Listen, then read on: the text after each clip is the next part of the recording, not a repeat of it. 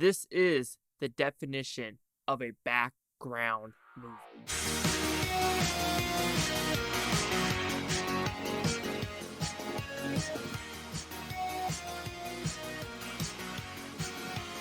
Man, this shirt is too big, isn't it? Anyway, Chase Lee Hockey here with the Blue Futon reviewing The Outlaws. So what's this about? Pretty simple premise. You have this couple that's about to get married, but however, the girl's parents never met before.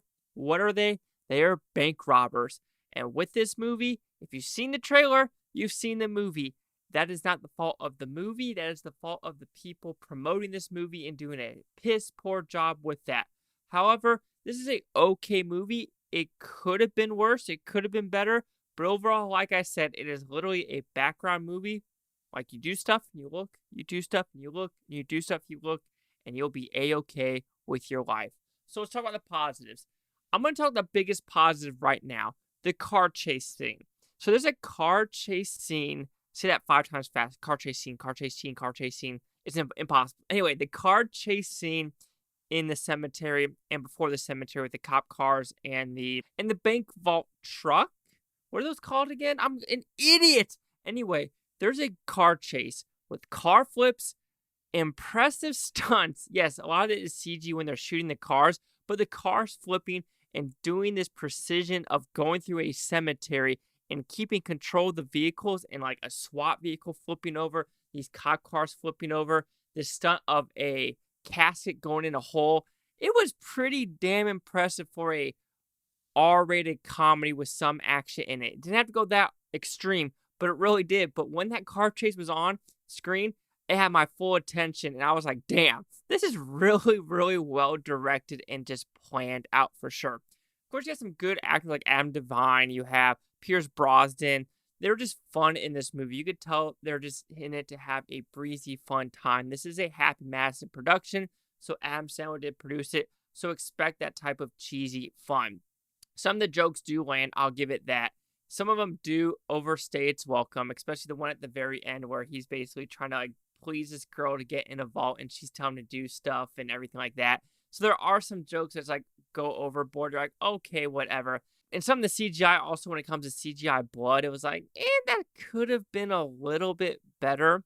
But there are also just fun elements like in the vegan store, which any movie that's making fun of vegans, I love it. I don't care what you say.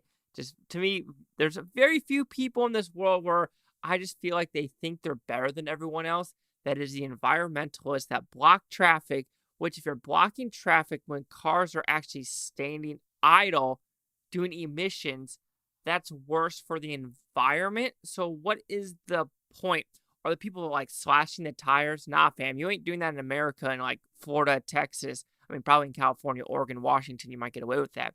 And then vegans, they just think they're so much better than you. And it's calm down. We are all in this together. But I could go with your thing. But if you're destroying art, nah, fam, not in my neck of the woods. But yes, someone just making fun of vegans, I think it's kind of funny. And the actual action set piece in there, of course, is not the greatest, but there are some good comedic moments with trying to act dead and screaming, which either people are going to say Adam Devine screaming is too much or too little. It was on the verge of too much on some scenes, but it is what it is. And then the Shrek versus Moana fight, that was pretty funny. So like I said, there are sprinkle moments of funness, but then there's sprinkle moments of cringiness. There's sprinkle moments of action set pieces that are okay, but then there's sprinkled with action set pieces that are pretty damn impressive. I mean, it's a very predictable movie, and like I said before, the people that made this trailer really jacked up this movie because joke watched the whole trailer, and it's very unfortunate. Overall, it's a fun cookie cutter movie. I don't need movies to gut punch me with messaging. This doesn't do it. I chuckled. I had a good time. But like I said, it's a background movie. Be forewarned. If you watch the trailer, you kind of seen the movie. So The Outlaws will receive a 2.5 out of 5 with Futons. It goes at 50%. So to the critics, news scores gave this one. So you have critics a 20% with 47 of them. Audience score 47% with over 50. Critic consensus.